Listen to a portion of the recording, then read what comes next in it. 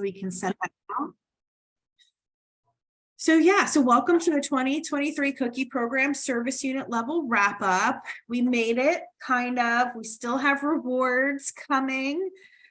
They're looking like mid-May. We're looking like mid-May, we're going to get everything out. But there's one thing that's not coming in until like May 18th time, the bracelets, the Go Braid Ahead bracelets. So those may come in a second shipment. He might get you everything else. And then once he gets those bracelets, do that, because that's not that big of a deal, but I'll keep you posted as we get closer. But it's looking like we might get everything shipped out the week after May 8th. But we'll certainly keep you posted. We're not hearing on any major delays or anything like that. So we're looking good, knock on wood. Let's see. So tonight we're just going to do, we sent out the results to you. So we're not going to go in that in great detail because that's just basic data that you can read and share with your service units. So we'll just do a quick snapshot at that. If you have any questions about those results, we can take a minute to answer those. And then we want to kind of get into those 7 topics that we sent out to you all, because obviously, we've received some feedback back from everybody, but we want to just really look into the nitty-gritty. We will literally start planning the cookie program like next month. We start planning the fall program this week. So we have very short turnaround, a very short break. So we want to hear all of those feedback, any topics, anything that we can start taking into consideration as we begin our planning meetings with ABC and with our, executive team.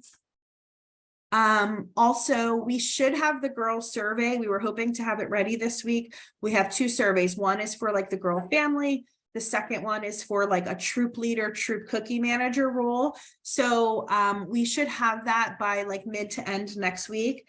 And those are automatically going to be pushed out to our membership through our Qualtrics. That's what we do our program evaluations through, but they will also generate a QR code. So I will share that with our service unit managers and you all as well, so that you can share with your troop leaders, ask that they forward it to their girls. A lot of feedback we got last year was that the membership isn't getting these surveys. They're not seeing them. We have a very low response rate. So the more that you all can promote that they fill out these surveys, the better it will be for us in planning to hear, what all over our council likes to do. So as soon as we have those approved and ready, we'll forward you the links and the codes to share as well. Because the more feedback we get, the better. That's all we ask, that we can really hear from a good amount of our council when making these decisions. And then we'll open it up for any additional questions or comments. And then the very last slide is the theme for next year. Anne from ABC is not able to be with us tonight. Unfortunately, she had a death in the family. So she had a funeral to attend to, but she's going to get the recording. So any questions specifically for ABC that we can't answer, we're going to forward to her and she'll get some answers for us as well. And then we'll send a recap out to everybody. Okay, so just a quick look at the snapshot. Overall, this 2023 program was not bad. What was really exciting to see is we had more girls selling this year. I really thought that we were going to be less girls selling. Last year we had 8154, and as you know, troops do not put in all their girls. They don't assign cookies until the very last minute. So I think until like a week or 2 prior, we were hovering at around 7,400 girls. And I was like, no way did we drop that much, but it came through. We had 8,367 girls selling. So that's always really exciting for us to see that more girls are participating. We did have 45 less troops, but again, we know there's a lot of graduating troops each year. We know we have less outreach troops, our staff-led troops as well. So, even though we had more girls selling, we had less troops selling, but it is what it is. And, on the downside of it, we had 14,876 less cases sold. So we, we're not alone in that. Many other councils in the entire country face similar challenges. We don't have all of the data. I have just what I'm hearing from my counterparts in other councils, that they were, on the same track. Demand was there, and then just was done. So, we don't know. Parents, they get tired, girls get tired, troops get tired. It is what it is, but that's something that we are not alone on with that decrease this year. It seemed to have hit almost every council that sells with the same dates that we sell, pretty much exactly the same. That demand just dropped and people were done. So, unfortunately, like we had talked about during training, ABC had changed the way we had to pre-order cookies, which resulted in us ordering cookies a lot earlier than we would have in previous years. And unfortunately, resulted in us also having about 10,000 leftover cases. Primarily, those leftover cases are Adventurefuls and Toasties. And you all know from being out there, Adventurefuls just did not move. We ordered probably about 85% of our overall order of Adventurefuls of what was sold last year. And I think we probably only sold like 20% of that.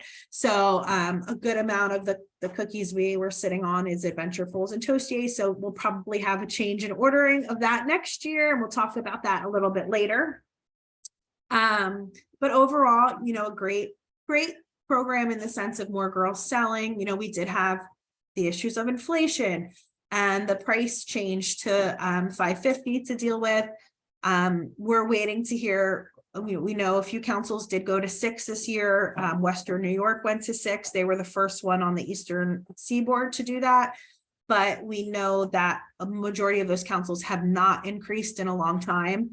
And we're waiting to hear. We go to a regional conference in June. We're waiting to hear how many of them are going to go to 6 because of the cost of cookies and everything else has increased. So it'll be interesting to see next year how many of our areas do go up because of all these price increases. So before we move on, any questions, you can type in the chat box or unmute anything about this program snapshot, these results. And there's more details in the presentation I sent you. It breaks down service unit, packages sold, contests, all kinds of stuff. There's I have just a question, in the chat too, but go ahead. Yeah, whoever has a question, go right ahead, unmute. It's Teresa. Hi. I just had a question about the 3-week extension or 2-week extension. How much did that help the sales? Breakdown wise, I don't think we've looked into that yet. For most part, it didn't take, I think we only had like 1,000 extra cases go out. So there were troops who needed cookies. Majority of them were getting like those 3 core Thin Mints, patties, caramels, because they had the demand for those. So they needed them. Other troops didn't have them. I think the extension was more so to just help troops continue selling and not have that burden of having that final ACH. I believe at this point, we only have like 4 or 5 troops that still are asking for an ACH extension that Missy Branch is working with. So we hope that extension, from what we're seeing from the request of the collection problem report, it seemed to have helped a lot of the troops who were still sitting on cookies to sell them and not, be super stressed about that ACH payment.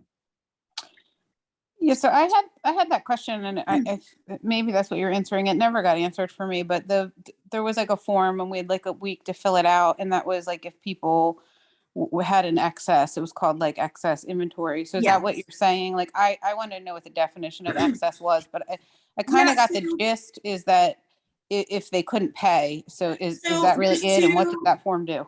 Yeah, there's really 2 pieces. So we have asked troops to fill out that excess inventory for many years now, because that helps Missy and the membership team when they're auditing troops and when they're doing their end of their end of year statements to say like, well, we lost a specific amount of proceeds because we had excess cookies to pay for.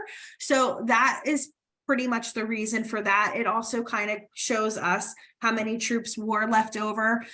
In previous years, I want to say 2021, we helped troops with, because of post-COVID, we used that form to help troops, give a credit. So this year, I want to say, I think we had about 50 to 54 troops fill that out. But out of those 54 troops, only 4 or 6 had asked for an adjustment on their ACH or an extension. So, we don't really know for sure if majority of those troops were like, because not everybody had a whole lot. I mean, a good amount of those were also like a couple cases worth of cookies that they were like, we're just going to donate them. If we can't sell, by June, we're just going to donate to our local food bank. There was a few troops who had a lot. I want to say a lot. I don't want to say a lot, but a couple said, oh, well, this was about the initial order. But when we looked at their troop balance summary, they had gone to like 4 trucks. So we're like, this isn't about the initial order because you got another like 600 cases of cookies since then. So, we're looking at it. We're looking at the troops who are really still struggling. Like I said, it's a handful, and I'm working with our, my boss, Angela Joyner, and our our finance team to see what we can do for those troops who might still be in a tight place. But yeah, I hope that helps. Yeah, I feel like I had one troop. They didn't fill out the form because I never got an answer. And the gist I got was just if you couldn't in your bank account cover the ACH, but if they have 15 or 16 cases left, I mean, that's probably all their profits, right? So they sold all these cookies and yeah, and that's basically made no money, but could they? Looking at, yeah, and I know some of them had a good amount of like Adventurefuls or Toastiers. So I know, again, my boss is going to speak with the executive team to see like what we can do about that. So, we may have some more information coming soon. Like I said, about those future, again, and it really is a few troops who might have been in a little bit of a pickle because we don't want to completely, ruin the program for them. So we're going to see what we can do. Okay. Just looking at the chat. Yeah, There's a couple questions in the chat. Little Brownie had a lot of major inventory issues.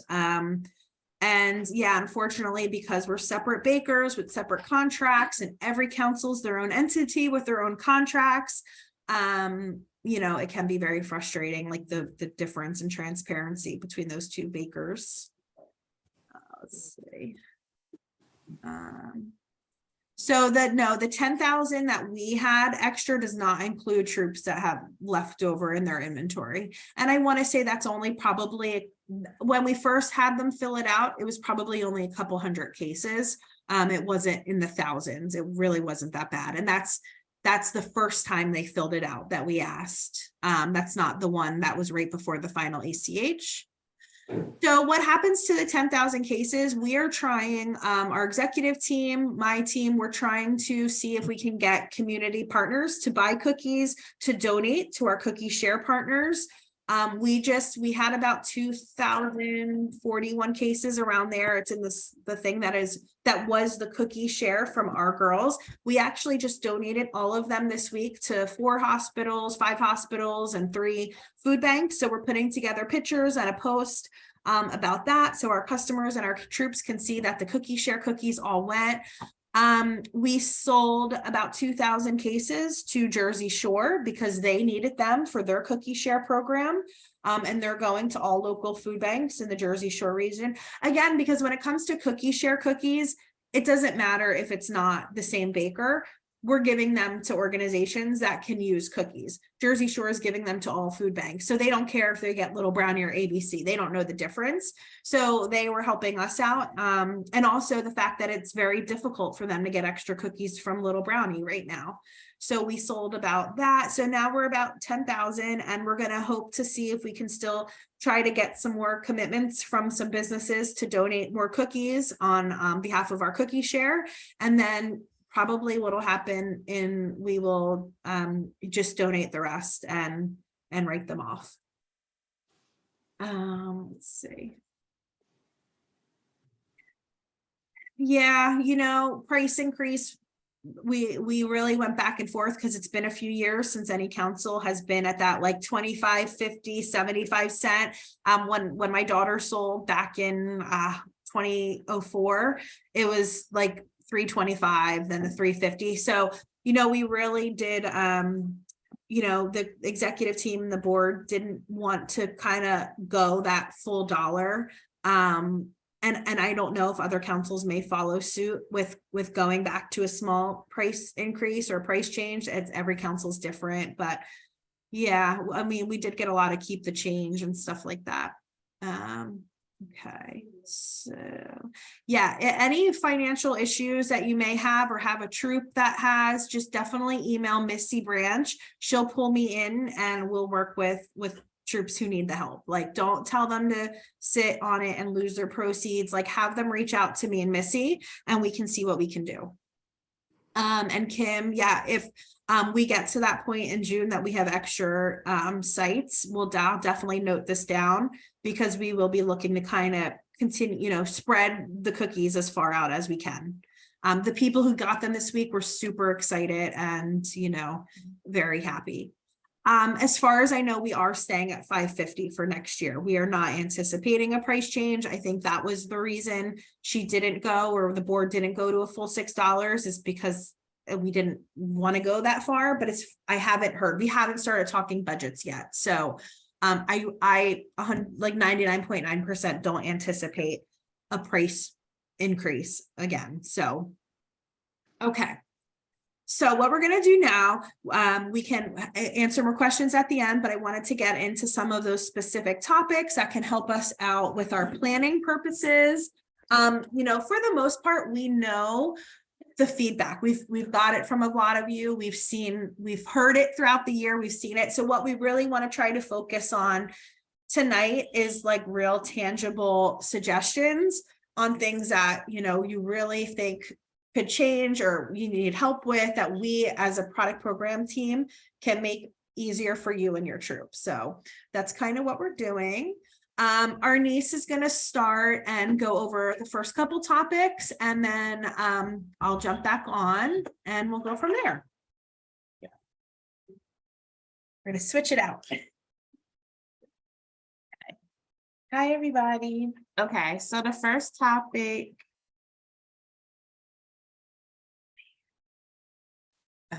No.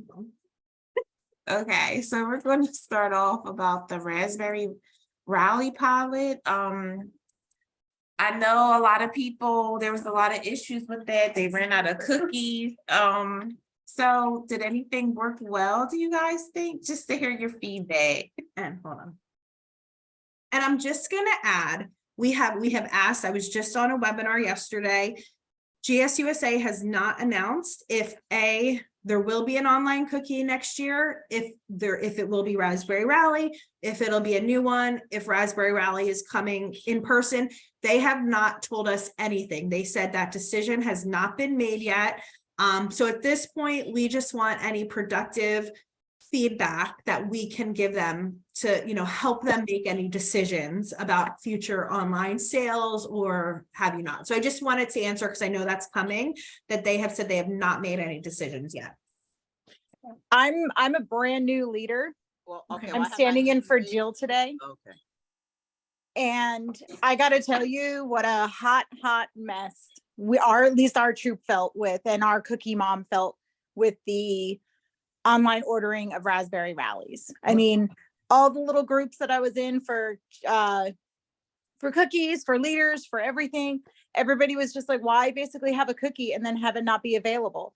Why produce some, but then stop and then have it available?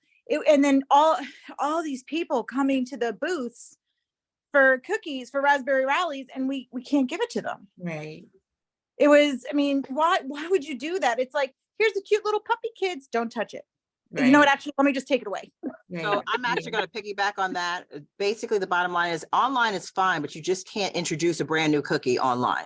That's the bottom line. I know my girls have been around for a while, and people are very nasty and want to know, why are you advertising a cookie online and we can't get it? And then when they stand at the booth and try to purchase one box, then you turn around and spend $14.95 in shipping.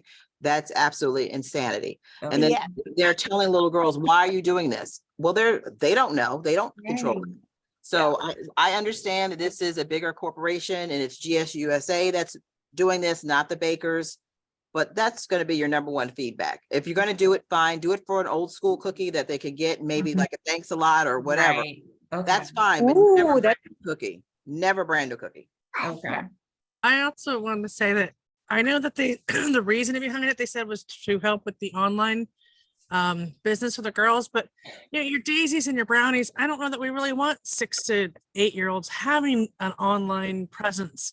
So that didn't help them. And there was a lot of people we had, they want to buy them from the Girl Scouts themselves. They don't want to buy them online. Right. And again, with the shipping, I think an online only cookie of any kind, whether it be new or old, is detrimental because there were a lot of people that were angered by that and they just decided not to buy cookies at all. And that hurt our girls, it hurt our sales, it hurt the Girl Scout image because they were just very upset. Okay. And I just, you know, if you want to do house, okay, like an old cookie you bring back, like somebody mentioned, thanks a lot. But again, just to have it only online with shipping as much as it is. And then you have to buy 9 boxes with, you know, to get the subsidized. Right. You're asking people to spend more than they wanted to. And they're having, you know, times are tough and Right. they just spent $300 on eggs and bread and milk. And now you Right. want them to pay 15 for shipping. Right. But Oh my especially on a gosh. cookie that you've never tasted. Again, if it's a cookie Right. that they know, you're going on and then they spent this money and then maybe they hated it. Right. Wow, I didn't know that they were like that at the booths, angry customers. Well, you know what it is? People like to share the experience. I mean, we've all been there. You've heard the story. The woman comes up, I remember when I sold the cookies at 25 Yes. cents a box, blah, blah, Right. blah, blah, blah. I get that. You don't get that. Go online, lady. Yes. Yeah, they would tell us that, oh, I'm not gonna order that. I'm not gonna pay shipping just to try it. What if I don't like Okay. it? So it's very risky to have something that they've never tasted be something that you have to pay extra shipping to try. Okay. And the other feedback that we got a lot of people who walked away from booths altogether when we said we didn't have the raspberry cookie. They were like, oh, they felt like it was a bait and switch. They're like, well, why would you advertise it and you don't Oh. have it? And we were like, well, we didn't advertise it. And then the other thing was that the parents all felt like this was trying to circumvent the girls, like you guys are trying to move to an online platform where the girls aren't involved. Mm, And okay. that is not what everyone associates with Girl Scout cookies. Right. Okay. Yeah, I had Girl one. Scouts didn't help. Sorry. Oh, no, I didn't know how to like interrupt. No, go ahead. One thing that I noticed is, and it held true for a family member of mine, is that she's not online. Mm, How would she get a raspberry rally? right.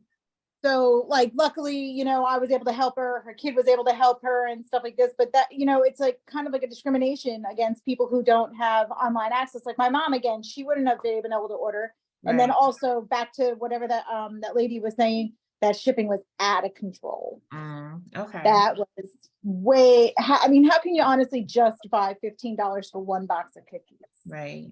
You can't. So, but that's all I have to say. Okay.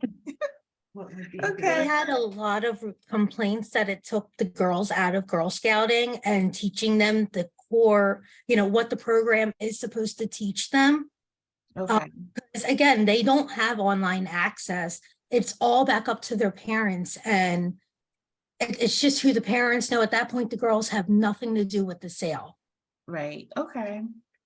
So is anything that worked well about it? No, or anything? Okay. Yeah, I agree with everybody else. I mean, there were some Okay. angry people and people buy these outrageously expensive cookies because of the girls. So I get it. You're trying to get more people to go online, and it's good to have it there for people that have relatives that live far away, or maybe there's young people who want cookies and they don't see a Girl Scout selling them. It's fine, but to not let the girls do it, that was a bad experience. But I mean, I'm trying to come up with something good. I can tell you, Okay. the one thing is that the people that tried the cookies said it was a good cookie. So maybe they'll keep it. I mean, maybe Okay. they'll get rid of the Toast Jays and get rid of the Ventrifuls, and maybe we'll have raspberry rallies next year. I don't know. Okay. So So there. people did say it was a good cookie, so they liked it. So we keep on having So, and I just want to touch on a few points from the GSUSA perspective, because, you know, we communicated with them all season. The feedback we were getting, we actually were way more fortunate than many other councils. The way ABC and Little Brownie agreed to do this was as a limited pilot, because they didn't know, this was different than any other brand new cookie that was going to be out on the ground that they know would sell. So they only agreed to produce a certain amount. So us as a ABC baker, we're less councils. They did it very differently. We had much more of an opportunity, our council, for our customers to buy them. When it came back a second time, what happened was they were realizing it was selling so fast, and there were still councils who don't start selling until March and April. So they knew we had to stop it because they only had a certain amount. So they wanted to, be equitable to those councils. So for us, that's why it stopped. For the Little Brownie councils, they were given a specific allotment, and those allotments sold out within like 4 to 8 hours, and like overnight too, when they were released. So that was its own big can of worms. But I do just want to say, this pilot, the thinking behind this was started like during COVID. So you have to remember the online craze of shopping and everybody on Amazon and getting everything, and how much e-commerce just blew up from like 2020 to 2022. So that's kind of where the wheels of the pilot started coming, as well as they look at our fall program that has, you have your in-person nuts and candy, and then they have the whole online store of like 16 more items. So they were looking at ways, well, how can we make it similar to our fall program, and piloting out ways. Again, great ideas. Even the baker was like, they should have did a tried and true cookie. Like people know if they like a thanks a lot. It's easy. They're going to order it because they know they like it. If they know they don't like it, they're not going to order it. So, there's definitely lots of feedback in that sense, but I just wanted to give you kind of that background of their thinking and where this pilot started taking formation, and the age of e-commerce that really hit us during COVID. Awesome, great feedback. And, we definitely, we were giving it to them the whole time, but, we'll have our own wrap up, and they're saying surveys are coming out again for councils to complete as well. As they start making that final decision of what's going to happen with Raspberry Rally and any future online sales. So just wanted to give you that background. Okay. Wait, Quick question. Oh, go ahead. Did they look into sorry to cut anyone else off. Did they look into the numbers to see how many were just like a case here and there from just leaders who were ordering for their parents? Or So I know I got an order. I don't know if they had the time during the actual sale to really look at, okay, who was a leader versus who was a customer. They do know, in the beginning, ABC was flagging really large case orders for councils to reach out and say, please stop this. Like, remember the Girl Scout law, we're asking you not to do this.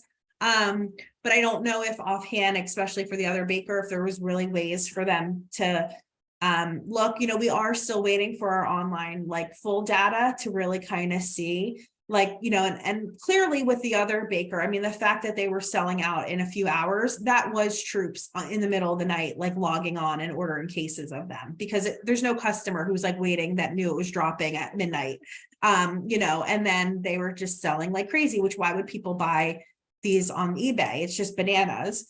But yeah, we're hopefully going to shift through some of that data and see. But again, and I think Kim had kind of said this early on when we were posting about it, is like it's kind of scrunching the pilot. It's not like by the troops going on and ordering these cases, it's like messing up the data of the pilot. It wasn't a true customer order, because so it's going to look like it's successful. I mean, was it successful? Yeah, both bakers sold the 100,000 plus cases they made. So to them, okay, yeah, it was a good cookie. It sold. We didn't get crazy complaints that it sucked. So to them, that's a good thing. But how successful was it on the sense of the programmatic piece? And those are like the details we wanted to focus on to let GSUSA know, if you're going to move forward with an online platform, and to try to increase, maybe bringing back older cookies, maybe bringing back more, because, we know it's really hard for you guys. You're already getting 8 cases in person, 9 with gluten-free.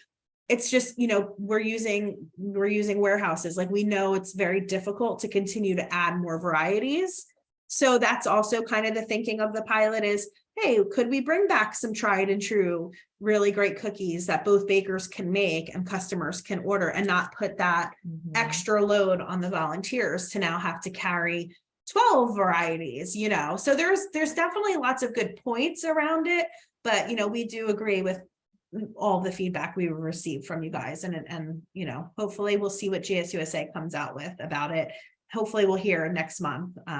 So Well, that was what I was going to tell you. I was looking actually through my service units reports, and you could see like that there were people who only ordered like a box or two, and then there were people who ordered a case, a case and a half, 2 cases, 5 cases. I had a troop order 5 cases. I was like, what are you doing? Because it's skewing those numbers, and there's no way they're not looking at that thinking, oh, look, we sold out. It was almost all Girl Scouts or parents in the Girl Scout troops ordering them for their kid to sell. And so I love the idea of saying, hey, thanks a lot, or Right. I don't know what, s'mores, past cookies online. People would totally go online for that. Yeah, that's definitely a great idea. All right, let's go on to the next topic, which are booth sales. So anybody have any feedback about booth sales? And then I will talk about council booths, because I have a topic that I want to touch on. But anything that worked well with booth sales or could be improved?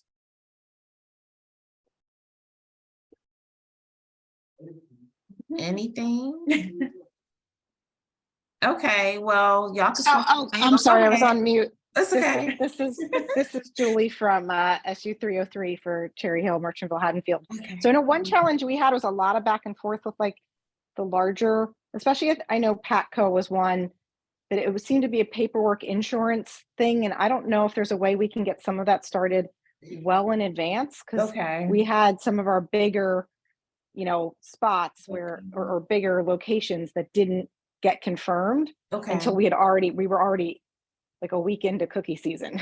Okay. So so it was that, I know. And I wasn't the booth coordinator. I don't think she was able to be on tonight. I know that was one of our biggest challenges, was just all the back and forth with some of the organizations. But I do have to say, Chick-fil-A was awesome. So I was excited we got that one this year. Okay, And I know, I'm excited. it was Okay. a great location. I think the only thing we realized is don't schedule them on Friday nights in Lent. Other than that, Okay. because I was one of the ones who did Right. the first Friday night, and it did more than the Cherry Hill Mall.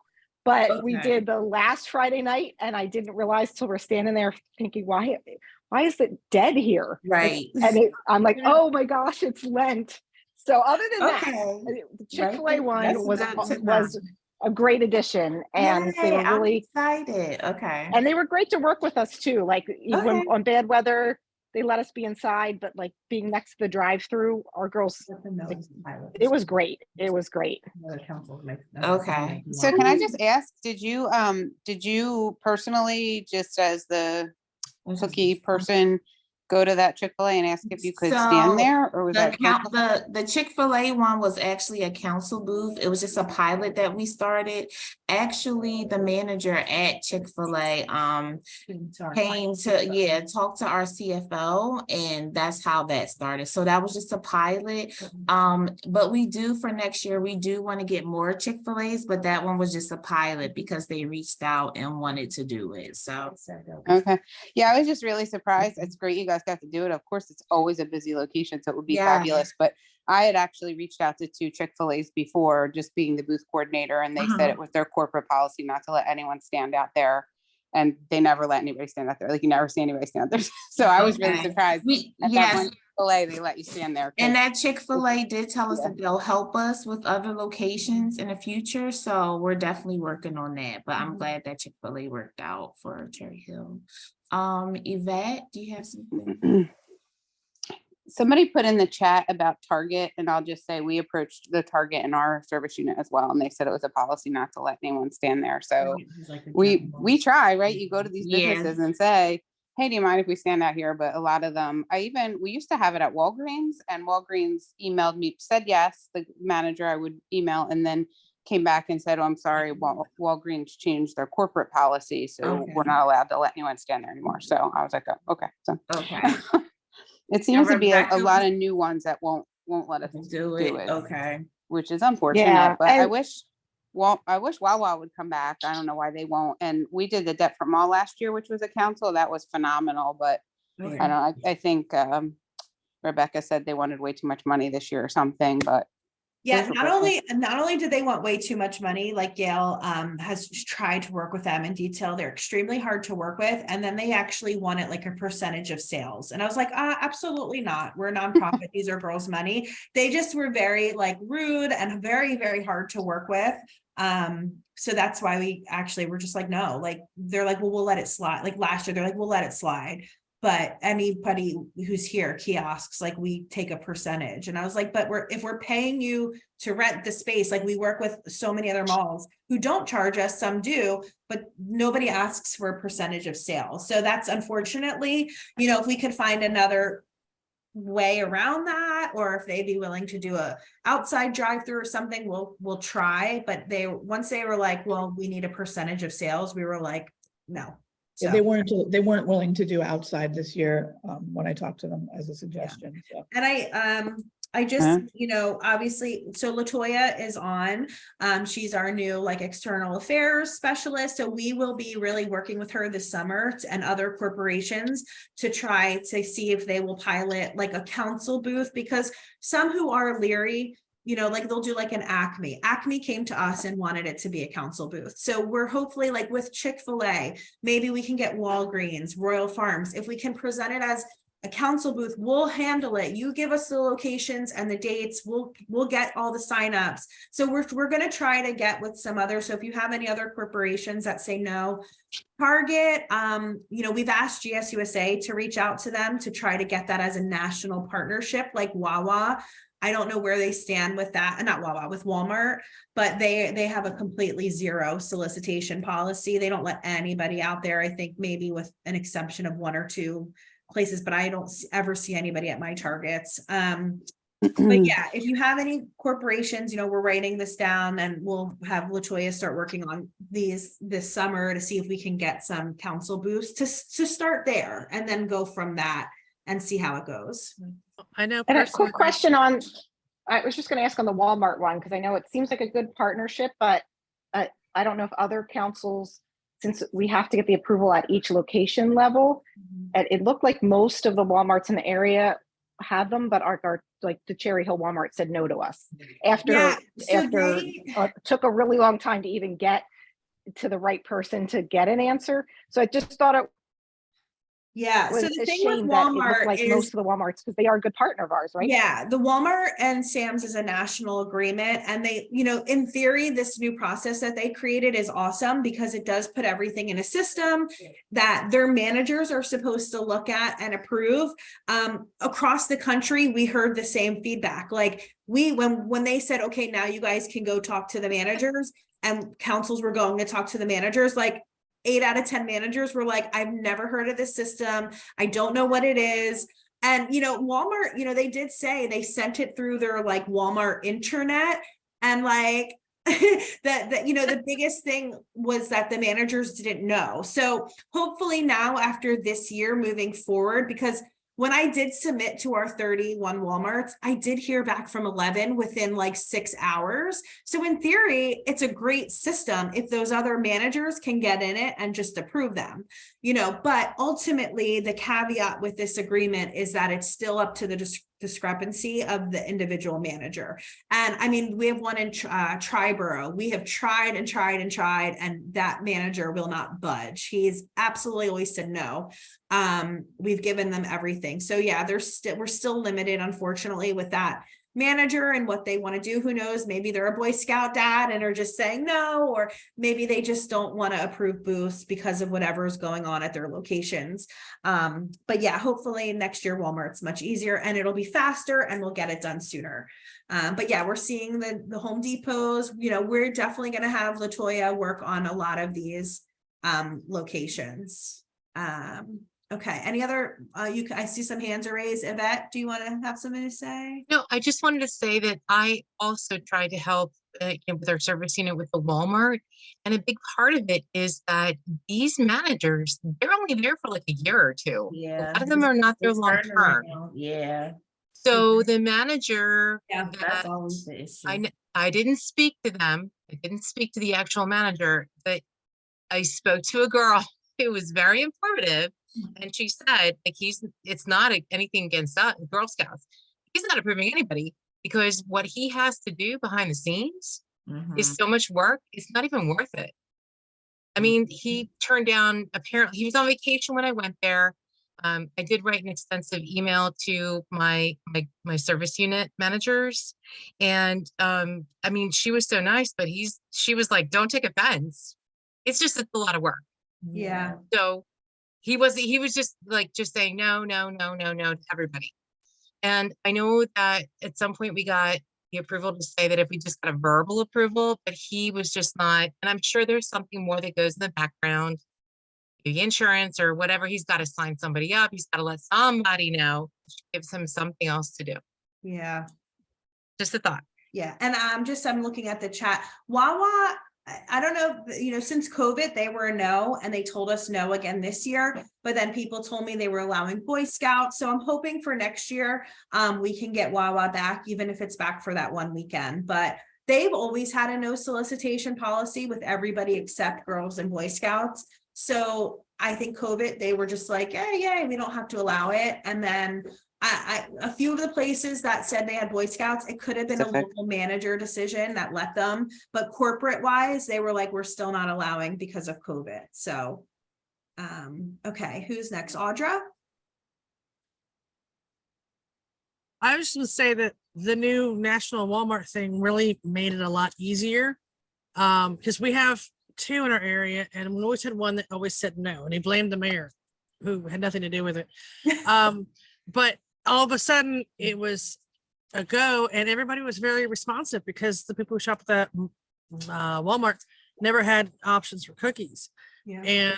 And but their sales were slow just because of all the outside things. But as for the Deptford Mall, because it's here in Deptford where we are, they are problematic for even the stores that are in there. And it's really, and somebody said that they had great sales. I know we had a slot in that year and it was non-existent sales, but there's always so many problems at the mall that people really have just stopped going there. So I'm not sure that it's true. I forgot worth the to say hassle. that. Yeah. Thank you. Candace? Yeah, my comment is just as far as it's more a smart cookies issue. So our Walmart did eventually okay us to sell there. However, we were a couple weeks behind. And so the cookie manager, service unit manager reached out to me from Williamstown that their Walmart, they had empty slots, their troops didn't fill. And so, they were working with us so that our troops could fill them. We were, working together to fill the open slots, which was great.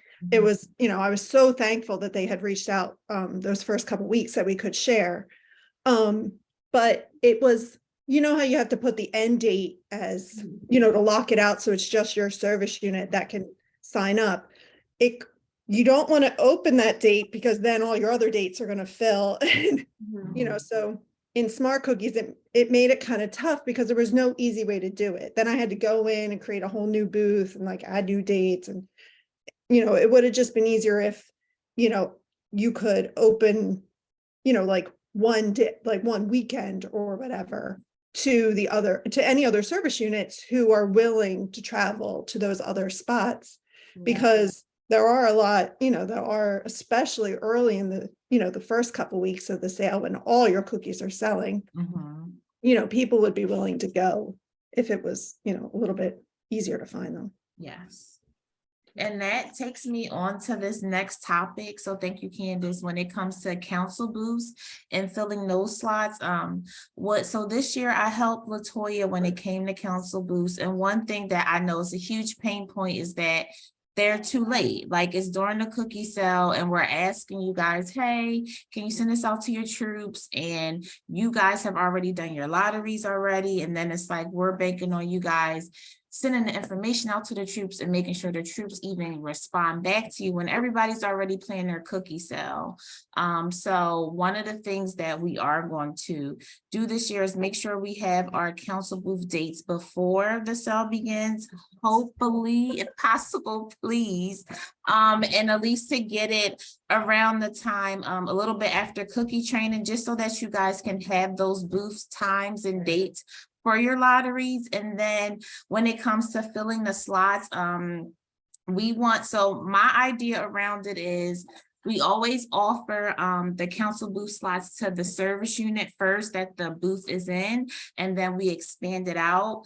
The issue with that is after we ask you guys, the original service unit say, hey, can you fill these booths? And then we have to ask another service unit to fill it. That's causing even more time and more wait for us to fill those booths where other people might be wanting to fill them who are in other areas to make it fair. So we want to come up with a filling slot process of council booths when it comes to smart cookies. So after the service unit who receives those booths for that area, after they're able to fill it up, then we can open it up on smart cookies for troops to sign up for those slots on their own to make it easier on you guys so that you guys don't have to be trying to catch up with the troop and see if they're available. Like I understand that that's a pain point because the sale's already begun. Everybody's already had their plan.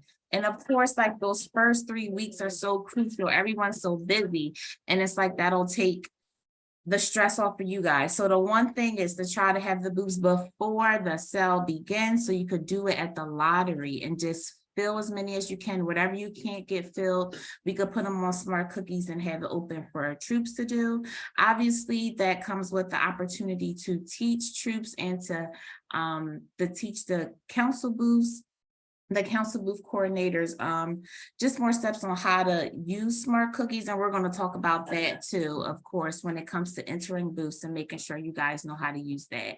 But that's just my thought around it because it was just such a pain point. And my thing is for me is I want to make it as easy for you guys as possible. Like you guys are volunteering. So we want to make it as easy for you guys as possible. Like we definitely appreciate everything you guys do when it comes to the booth. So that was just my feedback. We're just looking at the chat. Yeah, just looking at the chat. Let's see, anybody have any questions? Okay, people usually do it in December. Like that would be great. Like I want that so badly. And the fact that now we have Latoya, who that's like her position is around being a council booth partner. So that's our plan to work on that, to make sure that's more seamless and then just take the headache off of you guys to not be emailing y'all at the end of January. Like, oh, can you find troops to fill this? It's like, you guys already done that. So you guys need to be focusing on supporting the troops throughout the sale instead of trying to help us with that. So that's just our idea around that. Okay, so December, January, first week of January. Okay. Anybody have any feedback or anything? Okay. No council booths. Okay, let's move on to the next topic.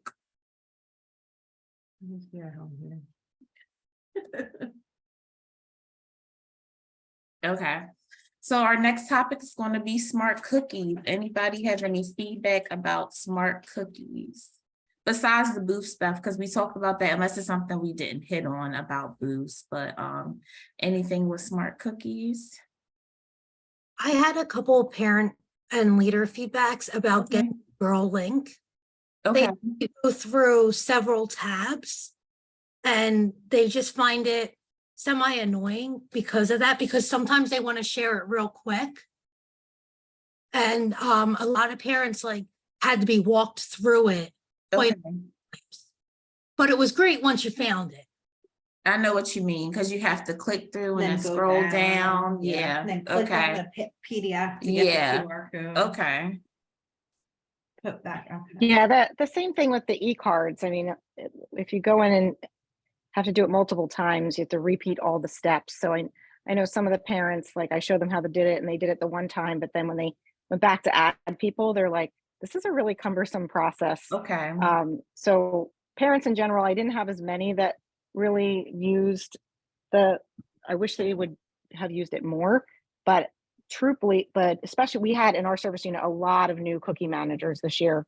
Okay. And it's, you know, we spent time walking through the basics, but there's a lot of nuances and there's just general kind of user experience things that it would be great to be able to have a focus group to give some feedback on little things like move the girl transaction button to the top, just because when you're trying to click through, like, you know, adding things and the screen keeps bringing you back to the top. Like there's just a lot of little and reports, like there's things that we could make it so much easier, and it would, you know, a lot of cookie managers didn't come, you know, we had some that didn't do it from last year because they were first time last year and they're like, this is complicated and it's so hard to do things in the system.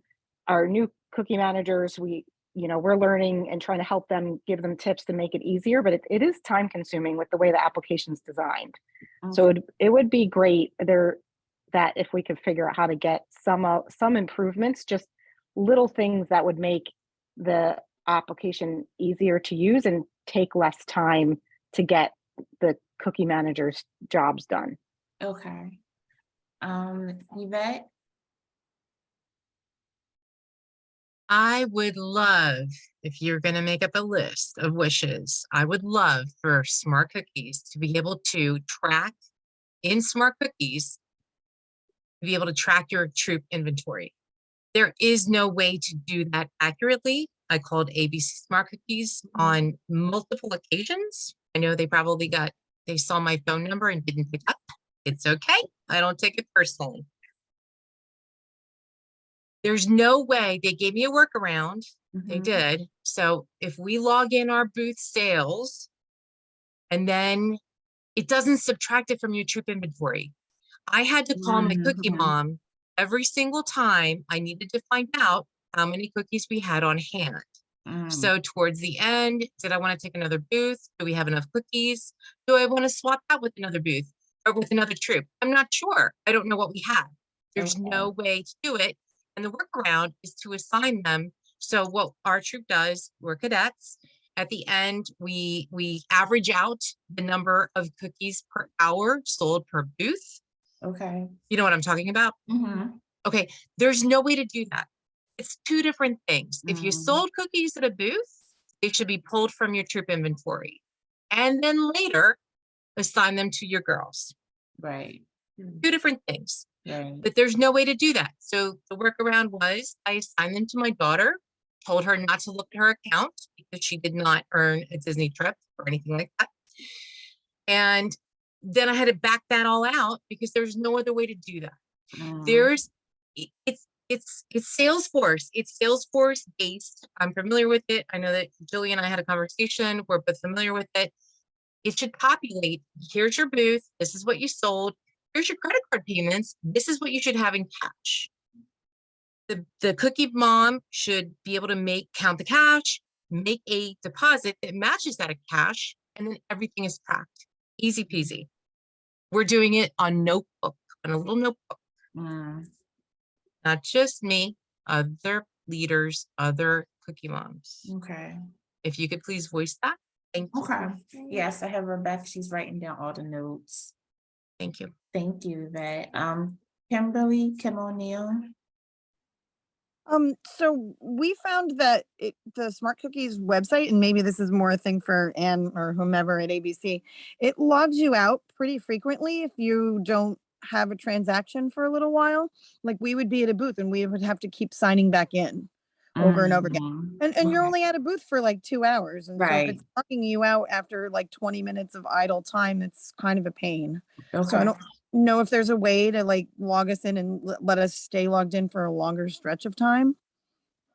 Oh, and then the other thing was when there were people who had troop direct shipping orders, like they didn't know because there's nothing on the main dashboard that tells you. So unless you literally go and check the direct shipping order tab, you didn't know. So what Rebecca would send the email, and I had no idea, even as a service unit cookie manager, which troops to say, hey, by the way, you have orders, because I can't, there's nothing on my dashboard that shows me. I have to go into each individual account to look, and that obviously is very time consuming. So Rebecca's report, it was great, but if they could put that on the dashboard, then people would know you have something that needs action. They have like a needs action thing in the Right, girls so you would, accounts. right, Yeah, maybe a needs action for the troop cookie manager dashboard also. right, okay. Thank you. You're welcome. Nicole?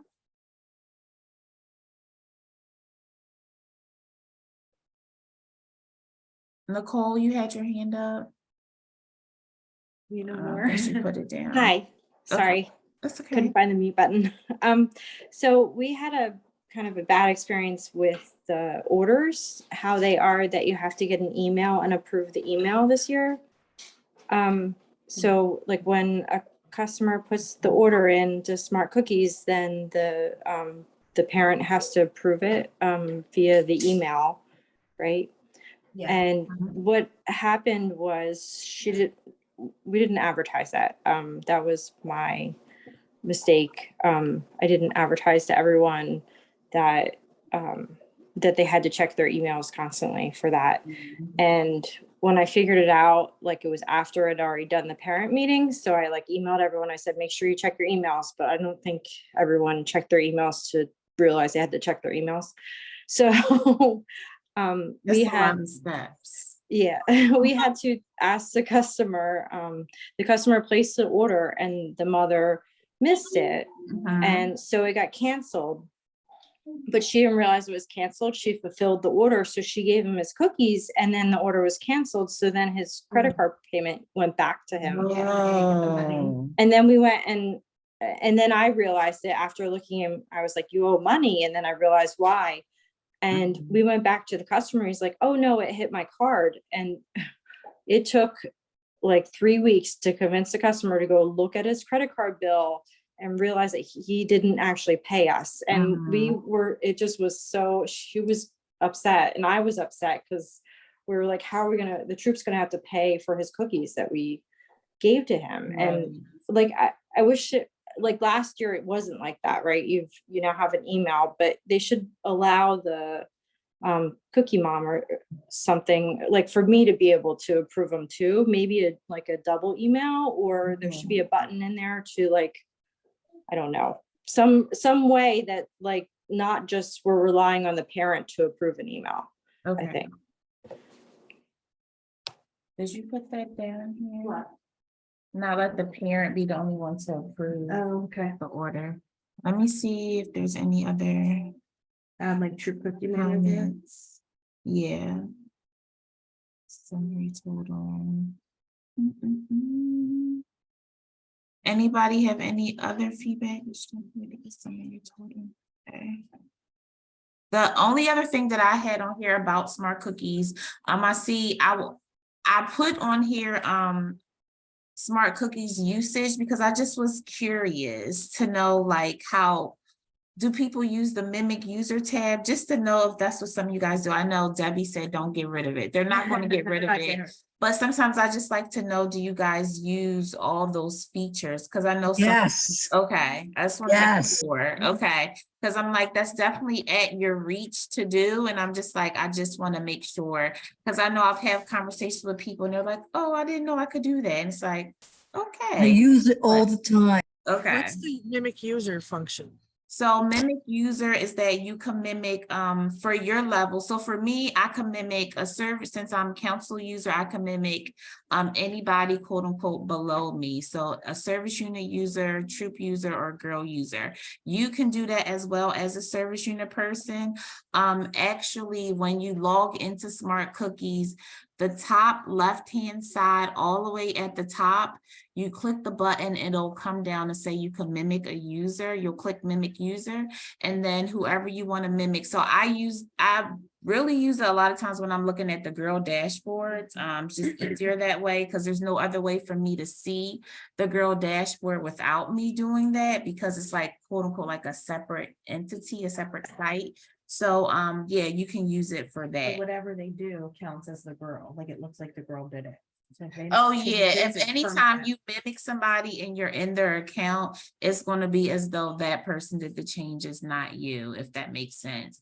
But it's just a way for you to see what other people see, and it's just much easier. So especially if you're helping out a troop leader and they're like, I don't know what's going on in my account, let me mimic and see what's going on, because that's the best way for me. And especially, like I said, with the girl dashboard, because there's no other way to really see it, to see exactly what they're doing without mimicking them.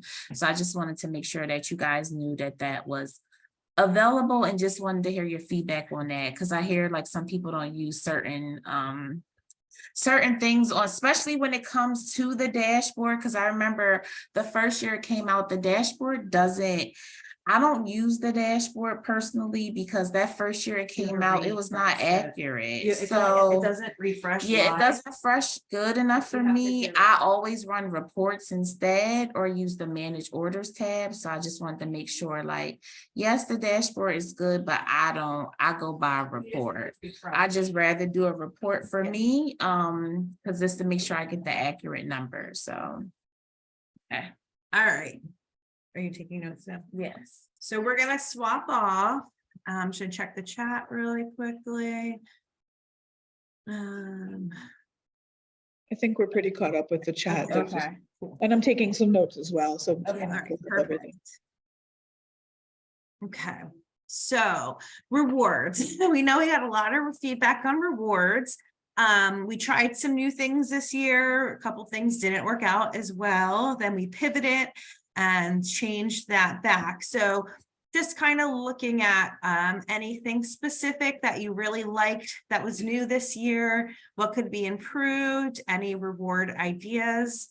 I know people were not happy with the stickers, and they said, oh, all these other area service unit councils have better first items than us. And we checked like every other New Jersey council, and PA councils had stickers as their first item.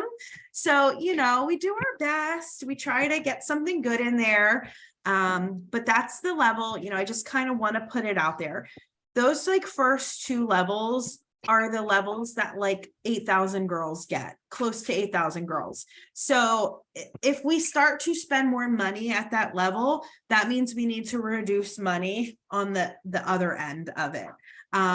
Everything has gone up. I know we talked a little bit about this at training, which feels like forever ago. But when I tell you, I mean, our beach towels used to be like $5 when I started. They're $13 now. Our hoodies are at $30. Like everything has just blown up, and that has really affected a lot of our placement of things, and where we try to keep, you know, trying to keep placement at certain places. But you know, just kind of keeping that in mind when we're looking at those first two levels.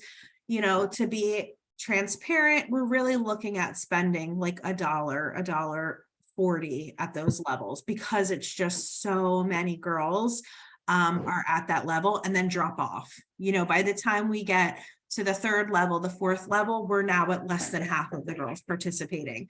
So it just helps us be able to do more with the money and the budget when we have lower price items at those levels. Can I make a That helps. suggestion, Rebecca? Yeah, Like a sparkle pencil? a sparkle or- pencil. Or like hair ribbons? Okay, like Um, scrunchies, hair ties, things like that. Yeah, 'cause those are relatively inexpensive, and if you're getting them in bulk, and that's something that girls could use. Yeah. Okay, great ideas. And we have no idea yet what ABC is offering. We'll see that in probably about a month. And then we work with a lot of vendors that work with the Girl Scout councils. And they kind of look at the theme and they try to present us with some industry things that the girls are into, you know, nationally. So we haven't even seen that stuff yet. We'll probably see it end of May, June, but see what type of stuff is leading the charge of popularity for girls. So Rebecca, like, I mean, the sparkle pencils or pens or markers are cute, but here's the problem with that. It really only appeals to a Daisy. Honestly, a junior, they still are young enough to want prizes, but they don't want pencils. They get lost. And I personally have so many sparkle pens and pencils from school. I understand because you're looking at stuff in bulk and it has to be inexpensive. I think the charm bracelets are probably a very cute idea because, girls of all ages, young and even middle school, like bracelets and charms. But like cooling towels, no one uses that. I mean, in all honesty, I understand the stickers, fine, not the best. But I really think, unfortunately, taking away that T-shirt, every level loves a T-shirt. But taking away for the incentive, bring it back. Okay. Seriously. Yeah, we were, in this way, and we'll talk about the incentives, but with the initial order, what we were really trying to do is last year we had such a problem with long lines. I mean, we had work, I've been here, it'll be 10 years in January. We have gotten our truck and warehouse lines down so well. And last year, because so many, and again, it was post-COVID, so many people ordered less and then decided after that first week or two of the sale they wanted to participate, that the lines just blew up. And we really were trying to find a way to remind people that these truck and warehouse, these are for, supplemental orders. They're not for you to go and place 300, 400 case orders, because as soon as you have a troop that pulls up and is waiting, that's going to take like 45 minutes out of a 3-hour truck. So we were really trying to see what could we do to help troops get back to that level. And we were looking at what's the biggest bang for our buck. We know every year, probably only about 4,000 girls get a T-shirt. So we're like, okay, this could have helped troops who are in the lower end, because we have a good amount of our council who aren't huge sellers, that we could help them get a shirt, by having this early. So that was our pilot. But, if the feedback is you want the shirt back on the reward card, we'll put it back on the reward card. Melissa. While you were talking about the warehouses, I of course get my cookies from the Atlantic warehouse in Egg Harbor Township. Mm-hmm. I will say the first couple of weeks, we were still waiting in line. Mm-hmm. I got there, they're gracious enough. They open at noon. I got there 12:30, 1 o'clock.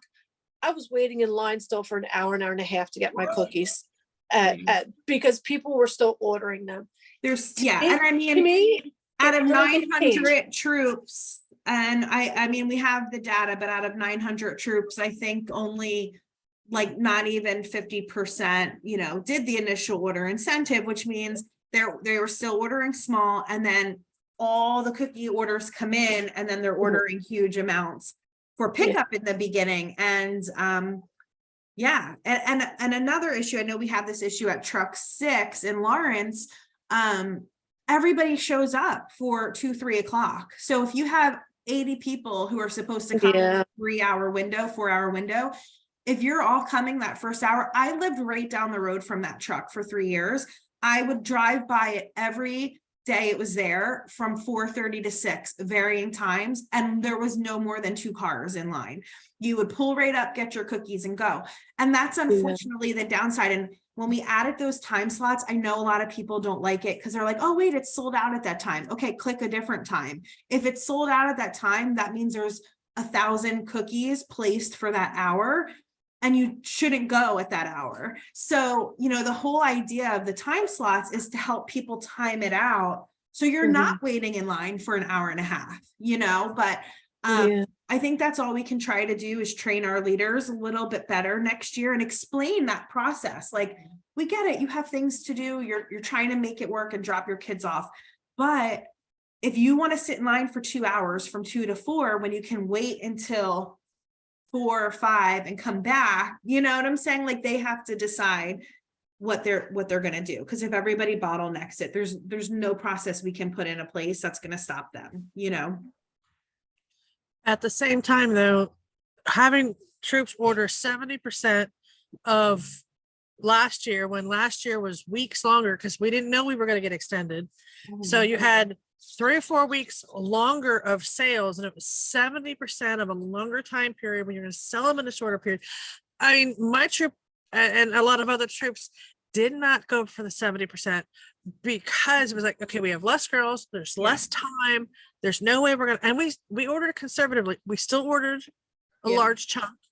But you know, and we still got stuck with 20 cases of cookies, and we were at booths every weekend. And the 70% came from data over the last like 3-4 years of how many of what troops order at initial order and what they get at the first 3 pickups. So troops traditionally get that amount of cookies right away, right within the first 2 or 3 weeks. So we were hoping like, okay, well, if this helps them, then that's going to alleviate the big pool the first 2-3 weeks at the trucks and warehouses, because that's always the busiest. And that's always the people ordering huge amounts, and it holds everybody up. But you know, I think kind of like what you're saying is you have no idea what 1 year is going to be compared to a last. So, you know, you could have had a fantastic year last year and, you know, or the last 2 years and got all those cookies up front. But our luck is now we got it, and then we don't, you know, you didn't need it. Now you're holding out. So we you know, just as an FYI, we won't probably have an initial order incentive. That's at least around getting a certain amount of inventory. So, you know, that's something we thought like, okay, you know, did it help? Yeah, it helped a little bit, but you know, we also heard from feedback that not everybody had space to hold these cookies, transportation to pick them up. You know, it's one thing to get 200 cookies, 100 cookies, 100, you know, but then have all 500 in your house is not easy, or an apartment or a condo. So, you know, we definitely heard lots of feedback surrounding that. So did you like, I know we switched to back to the cumulative. Again, that's something we probably will keep for next year. I can't see us trying to change it again. We tried it. We had, you know, as you can see, really great prizes and experiences galore. Does that mean we may have less experiences and less choices next year? Possibly. Again, we don't know what our budget is yet, so we haven't played around with that. Every place was so expensive, and you guys know, you take your kids and troops places, every place since COVID has blown up in cost. So that was another issue this year. Places that used to give us a nonprofit or a group discount of like $20 a person is $40 a person. So, you know, we're hoping that those numbers can kind of settle down by next year. We're looking at some new places that have opened up or opening up within the next, you know, couple months to try to maybe push the bringing business and, you know, bringing lots of Girl Scout business to them and see if they'll work on deals with us. But, you know, we'll definitely stick with the cumulative. Did the girls like more of the choices? Because we did add this year 1, 2, 3, 4, 5. Like we added a lot of choices, like either or items. Did that seem to be like a good draw with the girls to choose between 2 things? I had girls a lot throughout my service unit. They liked the choices. I would like to suggest keeping with, I like how they had like the backpack and the tent. Other even girl oriented camping things they can use actually with Girl Scouts, like maybe like a mess kit and other like a headlamp, because you know you can always use a new one. Just those kind of things where they're less expensive, still assisting with Girl Scout things. Might be girls that maybe are new to Scouts and they need these things, and that way it's new, exciting. It's something they can actually use. Okay. Yeah, the ABC bag this year, which everybody loves, if you guys remember that survey, was like white. And there people were like, what? Who wants to take, like, we have girls who take this to camp, like it'll be trashed. And I'm like, I love it, but it's white. It sucks. Like, why would you guys pick a white bag? But we thought the outdoor backpack was a nice change. I know. What about the hoodie and beach towel? Was that like a total fail? Yes, I think so. Kim, are you Yes. waiting? Wait, Kim Major. O'Neill, are you waiting to jump in? I am. Because they use the towels at summer camp and they use the hoodies when they go camping. Right. Yeah. And actually my girls are ambassadors and they have a collection of like 12 of all of these things. And they're like, what? There's no t-shirt. I have to choose between the hoodie and the towel. They flipped out. Yeah. And again, you know, Angela and I and the team look at data, and we've always had either the towel first. You know, I remember for years, the hoodie was at like 400 and I think it was even at like 600 or 700 one year when I started. And I was like, that's just ridiculous. Like, you shouldn't need to sell 700 packages, 600 packages for a towel. So I remember getting it down to 400. And then I think last year it was before the hoodie, and Angela's like, so how many girls like really want the hood, like the towel, or is it just like they're getting it because they're getting, like, we know the hoodie is a pull. So like, are they just getting it because they're gonna get the hoodie and it's not that big of a deal? They might not care. Like, parents might not want a million different theme towels. You know, and I was like, well, we can't put it back at 400. We can't take it from like 190 and put it back at 400. So what do? And we're like, okay, well, let's test this out. Like, maybe it's like a shot in the dark type thing. And clearly that wasn't a good one. Well, oh, I'm sorry. I was just gonna say, the thing about the towel is it's so lightweight, it dries really quickly. Like, when my kids use it at summer camp, they're thrilled because it dries really fast. Yeah, it's not a big, heavy one. Yeah. And that's the appeal. So yeah, please not have a choice between that maybe next time. Thank you.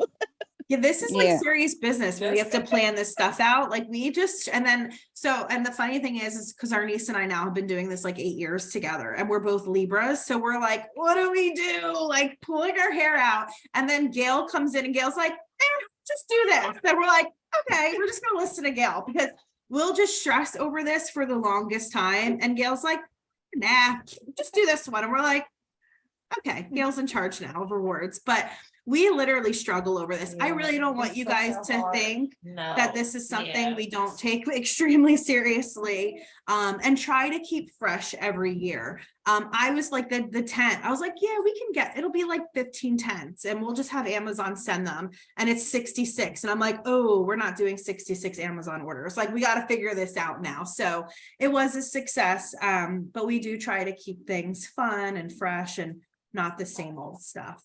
Yvette? Yeah, I think I want to agree with everybody that hoodie and the towel are both things they would use, right? Or like someone else said, like something they can use for camping. Like, these are things they use. So my girls were all disappointed that they were only one of those.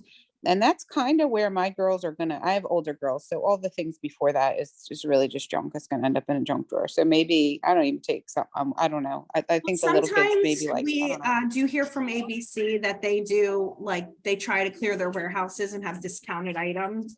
So, you know, if we get that this year where they have like excess towels or something, I can definitely like reach out and put a notice out there and see, you know, what we can try to do and get some of them. But no, yeah, but my point is though, like, when there's another good reward, like, I think my girls would have been like, hey, I'm gonna work hard to sell a few more cookies to get a sweatshirt, but they weren't gonna sell 100 more cookies to get that bag, like, no, the accessory pouch. I mean, I don't know if there's anything in it, but that seemed like a dud. Yeah. Maybe that's just my girls, but they would have rather have a hoodie and a towel than the accessory pouch. Okay. Yeah, and again, and you know, a lot goes into this and budget wise. So it's like, sometimes we look at like a placer, essentially. Like, we know, okay, if we know the girls are going to hit the hoodie at 300, and then, you know, like we put something really cool at 500, like, they're automatically going to get that 400 item. So we're trying not to then spend a whole lot of money at 400, so we can keep more money in other places, if that makes sense.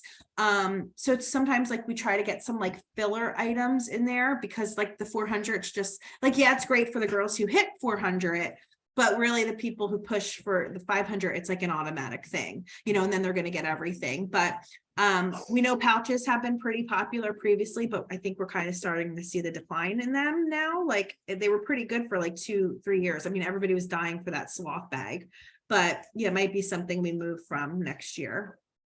What about the Charmits? A lot of councils have those Charmit charms on their regular reward card on those lower levels. Is that something you saw excitement with the girls? We weren't really sure because we didn't have a chance to add it to our survey. So that's why we thought maybe let's put it on as an online item and see how it goes. Yvette? I just wanted to, this is just an observation. there's so much of a difference in ages. I mean, my daughter is 12 going on 13 right now. Yeah. And not you, but I mean that the program is trying to hit daisies, brownies. It's same as my cadets in middle school looking at high school. It's just Yeah, so no, two different worlds. that wasn't an interest for older girls to get those. Absolutely online. not. Yeah. Even when I said, "Oh, that looks cool," ooh, Yeah. evil eye.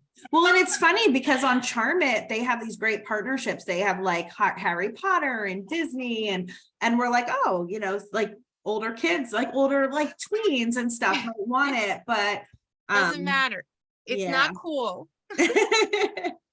At least, Okay, at least thank for you. my, at least for No, my but it girls. was good because I don't want to put something like that on the lower end of the order card if it's not going to be attractive to the girls. And if it is just, even though it's a better brand than some of the other stuff, like it might, parents just might not be like, no, they're gonna have it for a day and then it's gonna be gone, you know, so. That's exactly right. But I mean, but it's funny. I Go also go ahead. back to when my daughter was younger, and like if like the stuff that you have right now, if she was like 5 years ago, she would be like doing somersaults. Okay, so some She's not more there now, older but girl yeah. type things. Okay. And if you can, again, we are going to have some questions about rewards on our girl and family survey. So, you know, definitely share this with the troops and tell them, you know, especially even if they're doing it just for the reward part, like that helps us to hear from the girls out in our areas. Like, what do you want? So if we see like cadets and above are really pushing for these types of things,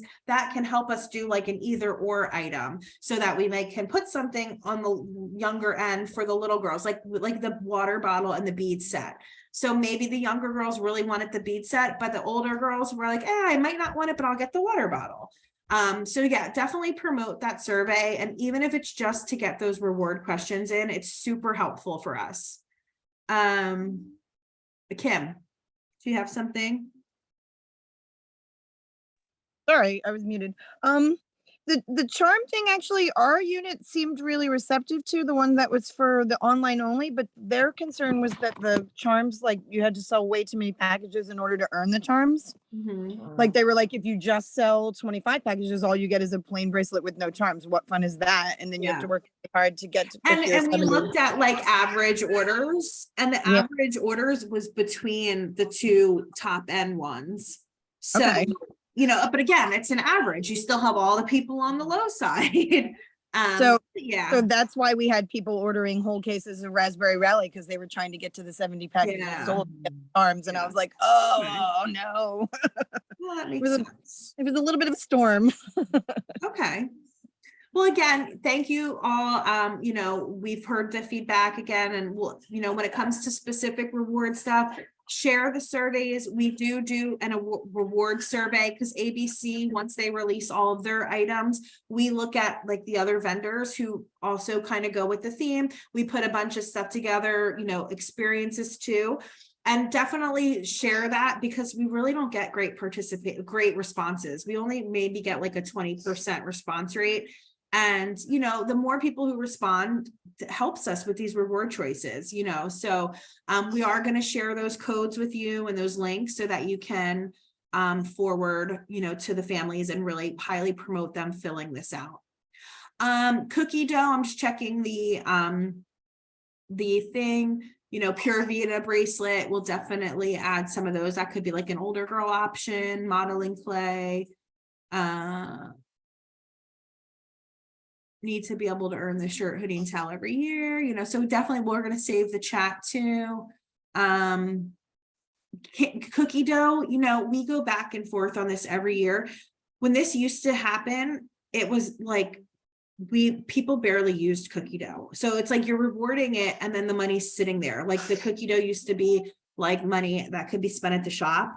They probably like 10-15% of that money was ever spent. So it's like, are the girls really getting the rewards if they're not using it? I am going to talk to some of our counterparts who do cookie dough, cookie bucks, and just kind of see how they run their programs. So, you know, maybe that could be something down the road we implement again. But the overall feedback is that people really just don't like utilize it. They don't redeem it. And then we're like, okay, well, yeah, it might help the council out, but like, then the girls aren't really getting rewards if they're not using it. So, but you know, we're going to look into it. Okay. So initial orders, we did talk about this a little bit. We don't have to get into it too much, but what it does show you is 4,729 girls earned that shirt. It was 497 qualified. So what did we have? About 907 troops who sold. So, you know, just shy of 50% did order the 70%. Again, it was another pilot to see what we could do to help with the truck and warehouse situation, because last year was a hot mess. You know, I think you guys have all kind of really expressed the idea of not liking that 70%, and it was a little troublesome. So we've heard that feedback.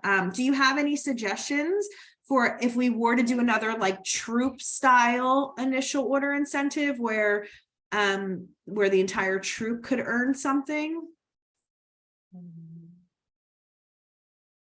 So sibling patches, that's something we look into. The problem is Smart Cookies cannot handle, it cannot calculate siblings. So I really would have to kind of talk with and do some detail, like digging into that to see if there's a way we can try to figure out like a sibling patch, because we have gotten that, and unfortunately it's just the system can't quantify it. So yeah, I'm sorry if you couldn't buy them. I know I can talk with our retail shop for next year to make sure. For some reason they didn't order ABC patches this year, but I will talk with retail and about making sure we can get patches, and if there's some type of sibling patch and getting that in our own shop. So yeah, so we can see if we can get something in our shop when they order the cookie patches for next year. But again, you know, if I can try to figure out a cool way to do some type of sibling incentive or sibling reward, I definitely will. I've posted it out to other councils, only a few do it, and they're the different baker, so the system was weird and different, but all right, so we know we want the t-shirt back on the order card. You know, we might not have an initial order incentive next year again. We might just drop that. So buttons for Crocs. Everybody loves Crocs. Oh yeah, that's a good The idea. snippets, or what are they called? Gibbets. That is a good idea. Everybody Gibbets. loves Crocs. All right. I did like the, even though we didn't qualify for it, but the troop, like something that they can earn together. However, with the initial order, it didn't really have anything to do with the girls. They don't place the initial order. Yeah. So that was kind of a little hard because I know you already know about the shirt, but able to receive it. But it was really true that the troop could earn something. Yeah. And again, we were thinking of a way we could incentivize the troop. You know, for example, West Windsor Plainsboro, those girls never sell enough to get t-shirts. Very rarely. It's a very large service unit. Their PGA is lower because they just, and really almost all of Mercer County, it's just they have lower PGA. They don't sell as much. They don't need to. But this was a way, like for some of those service units who don't have higher PGAs, for all of the girls to get a t-shirt, you know, so that's kind of what we were thinking on it, like incentivizing the girls, but you're correct. I mean, the girls really have nothing to do with the initial order, even though they sell those cookies later. But yeah, so we'll see what we think about. Yeah, I did think it was like a great idea overall. Bags, bucket hats. Also, a couple years ago, you did, I mean, it was later in the season, so a lot of troops didn't like it. But you did the mystery movie tickets for the troops that found them in the cookie box. The mystery tickets. Oh, Yeah, I had a tickets. lot of great feedback. I mean, again, they didn't like that it started so late in the season because Yeah. Right. in cookies trying to get it, which made no sense. But I know that the girls like at the cookie booth, they loved opening the cases to see if they won the ticket. If they got it, that's a good idea. Yeah, okay. And we have a slide for contests. Planned orders and truck warehouses. I know people were not happy with the deadline this year. you know, so this is the thing, and we talked about it at training. We had to, ABC is under we're under the new business Hearthside this year, and they really took a hard look at their, you know, the raising costs of delivery and truck and transportation and all that stuff. So they made it, they completely changed their reorder process, whereas normally all the prior years I've been here, if we placed an order, we got it within 2 to 3 days. It was like guaranteed 3 days. And even if it was a smaller order, we got it from a PA warehouse and we got it in 3 days. Sorry. So if we ordered, you know, our planned orders closed at Monday at 10, if we placed that order before 12 p.m. on Monday, we had that order in Thursday morning. So the trucks and warehouses were always full. They changed it this year to not only full pallets had to be reordered, but you had to have a bigger order, like a minimum of 20 pallets, and the pallets range from 167 cases to 190 cases per pallet. You had to have a minimum of 20 pallets to get it in a guaranteed 5 business days. So that did not count the day you ordered, weekends, and any holidays, which we have, you know, Martin Luther King Day, President's Day. So essentially it really is not 5 business days. You know, when we ordered it, it wouldn't come until that like following Thursday. If it was less than 20 pallets, it was 8 business days. So, you know, we look at historical data of demand on how many planned order cases were going out, and we try to make sure we had as many, you know, cookies for every variety. And unfortunately, that got us into the position that we were in, because we have no idea when demand's going to drop and when nobody wants cookies anymore. We have no idea if a cookie is going to sell. Like the Adventureful didn't move. So, you know, something to really like just to throw out there that will most likely change is we have a culture of our troops know if I place that order, I'm going to get it. Not that you're not going to get it, but you might not get a variety. So like Eastern PA they were out specific varieties throughout the season. We actually even sold them some peanut butter sandwiches and trefoils because they were desperate, and they still ended up with 19,000 extra cases of cookies. But at the time they were desperate because they knew they would not get the peanut butter sandwiches and the trefoils in time to fulfill their orders. So we may really have to shift our culture in ordering. So if we change our planned orders again, because we get it. It's extremely hard for troops to tell us what they need before a whole weekend of boost sales and sales. We know that. You know, we are trying to do best with the order process. And, you know, if we can go back to a Sunday order or a Monday morning order, we certainly will. But what could happen is if we have a huge demand come in and that takes out all our trefoils, troops just may not be able to get trefoils that week. Like it'll be like canceled out. You'll get everything else but that variety. And it's just, again, it's us having to shift how we have to order based on the order requirements to us and trying to be financially responsible to our council. It has like killed me that we are sitting on 8,000 cases of cookies now. Like it kills me, because that's money that I know our council has to still pay the baker that could be going to girl programs and events and things like that.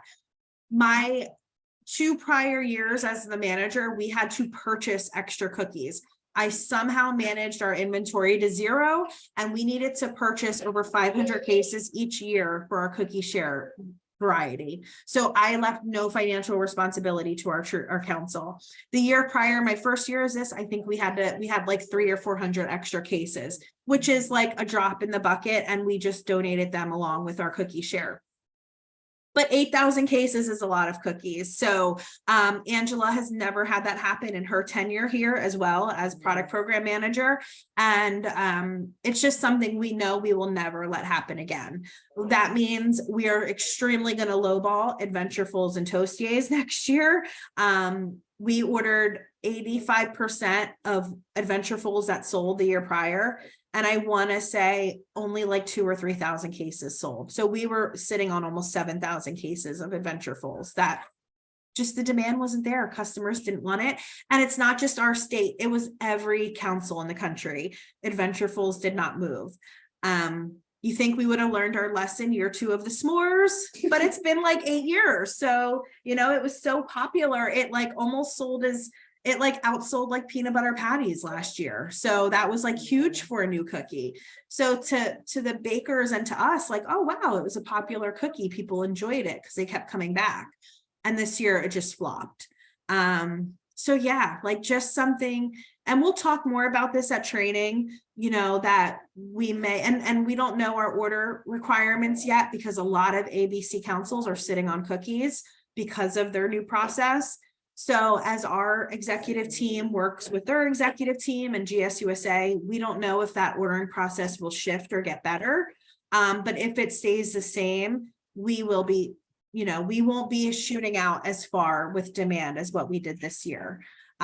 Clearly not the beginning of the sale because we know cookies are going to go, but as after we get past like week 3, you know, we might come a time where it's like, oh, you know what, we're out of trefoils this week because it's going to take us 8 business days to get them. And we didn't want to order them until we saw what we actually needed.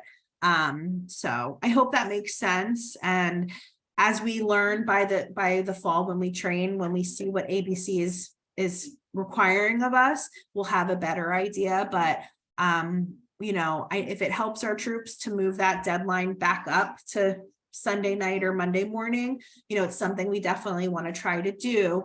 But just knowing, like, if that demand shoots in after like week 3, we might be out of variety for a week. They might have to wait until the following week. So yeah, who knows with Raspberry Rally, because it wasn't really a real pilot. I mean, they did a very small percentage. I think each council baked around 100,000 cases. Little Brownie might have baked a little bit more because they have more councils.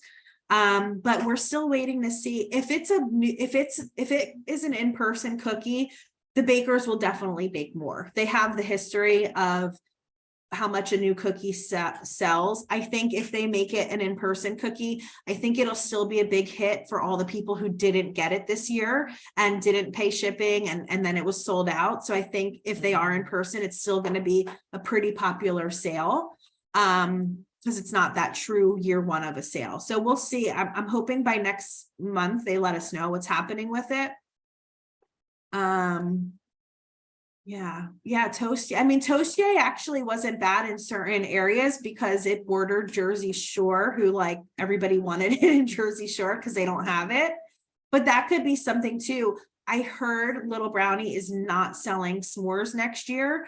I don't know 100% if that's correct, but it could be replaced by Toasty because the idea of GSUSA is that the bakers start getting coordinated with each other. So that could be something they've been working on with Little Brownie, that s'mores is completely done now and now they produce Toasty. I haven't heard, and I hope I'll hear by June when we have our little meeting. But yeah, it's been a long time since s'mores. I know, right? I mean, I think it's been 8 years since it started, but then it stopped like 3 years ago. So it stayed on for a long time, but it doesn't feel like that. Can we sell at cost at the end so we don't lose money? So I'm not really sure what the executive team is doing. I don't think I think they're still trying because again, this goes for camp properties and funding and all that stuff. So I don't know if they're going, we do sell to other service councils at cost because they would buy at cost. So when we sold to Jersey Shore, it was at cost. It was not for a profit. If that helps. And I know Heart of New Jersey may need some cookies too. We're waiting for them to wrap up, as well as New York City Council. New York City has a crazy cookie share program. So we're waiting to hear. Those would be sold at cost when you do council to council sales, but we'll kind of go that way. So yeah.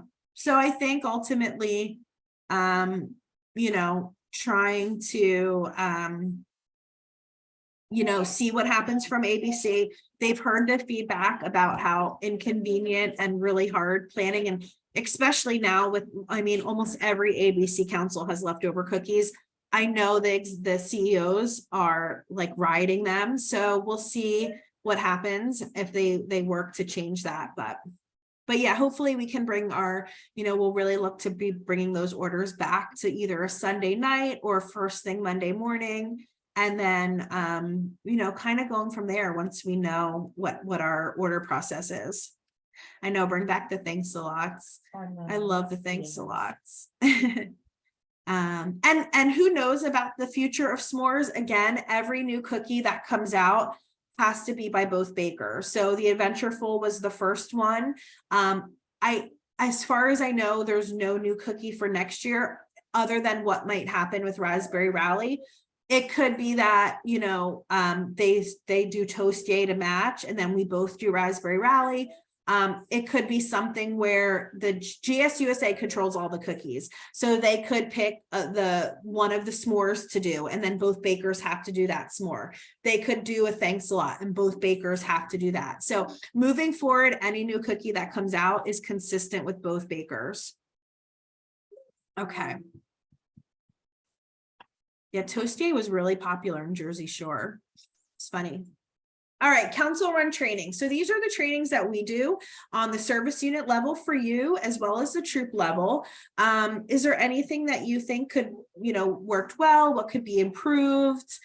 I know just hearing from some of the feedback, especially with Smart Cookies, I kind of wrote down like quick tidbit videos or, quick tidbit sheets, like how to find a girl, link, like something like that, something super quick and easy that you can share with your troops can share with their parents, not a long 45-minute video from Smart Cookies, but maybe something shorter, like short and snappy.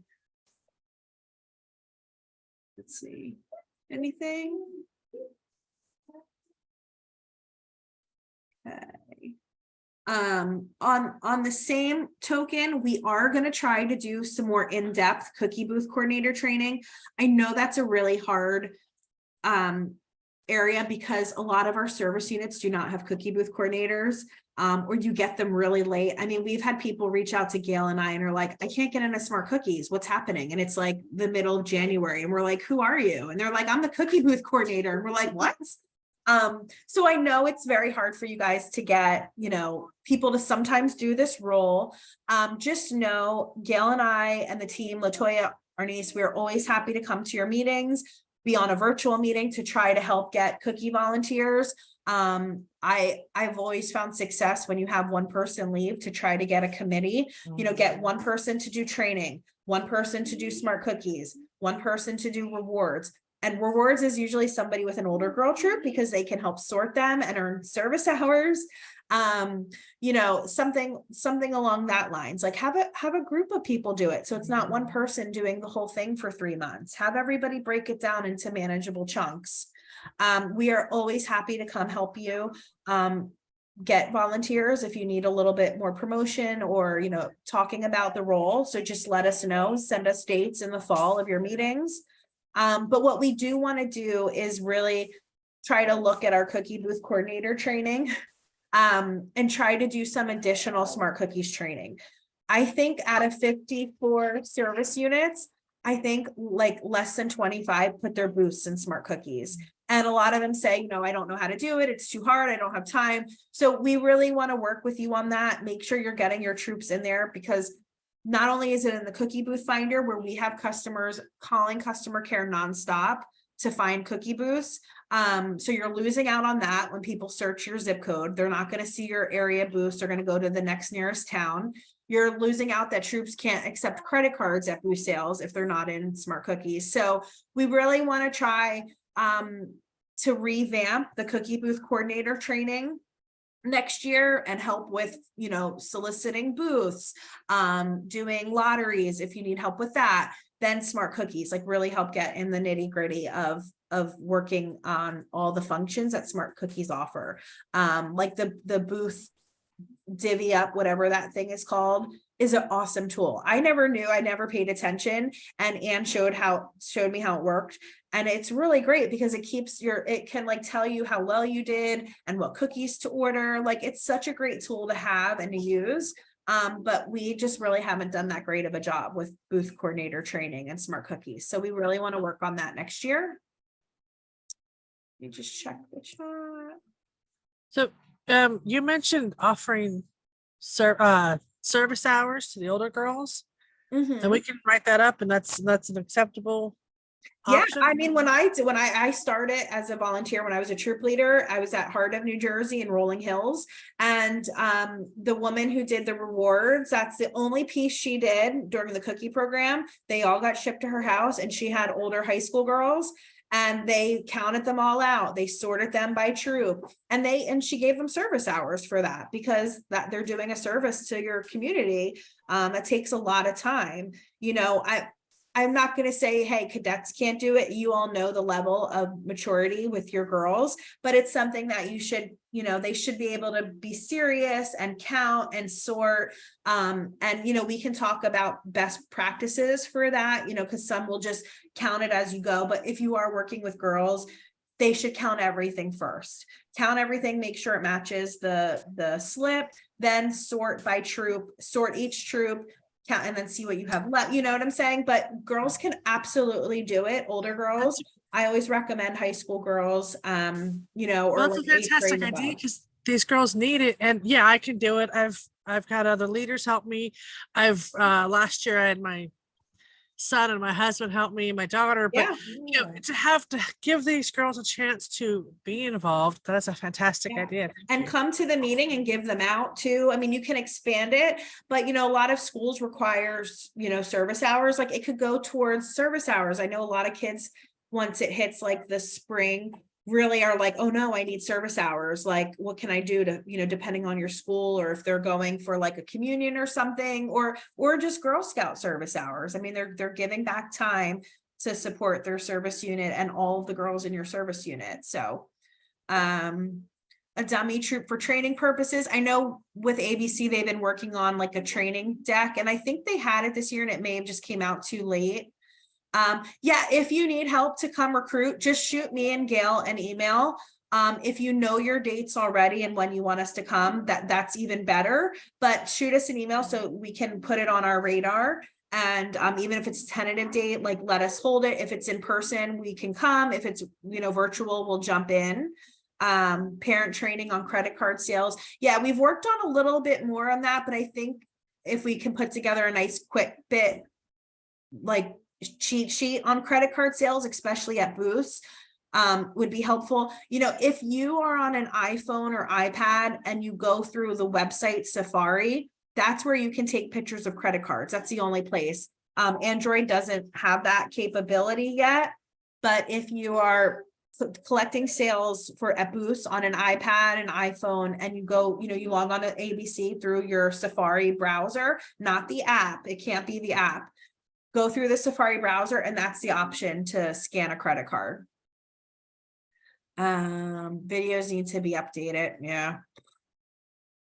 Telling me. Yeah, and we'll, you know, these great suggestions in the chat. You know, we're going to save the chat and go through it one by one. The cookie rookie was successful. I definitely, you know, I implemented it a little bit later, but as a team, we're hoping to really break it down next year and have more short and snappy meetings and stuff like that. So we really are hoping to advance that a little bit more. I think they love the stuff they got, and we still have more. If you have any newer troops that didn't hear about the cookie rookie program, like a new Daisy or Brownie troop that sold for the first time, let me know, because we have a bunch of like cookie rookie buttons and lanyards and patches. Okay, yeah, so definitely email me. I know Yvette, you message me. Yep, email me and Gail, and we'll put Gail, can you put our email addresses in the chat box? And we're happy to come out and help you with recruiting volunteers. Yeah. I don't know if a lot of troops could utilize this, but another good option for ABC is if the troop leaders could add maybe like a walkabout or their own little lemonade stand. Because I know a lot of times as a troop leader, I get my daughter to grab some friends and walk around, and we use the community cookies. And I know that you can go through and do a girl transfer under the booth section, but it would be a little bit easier to be able to keep track of what you did. Okay. Okay, let's see, we're almost at the end.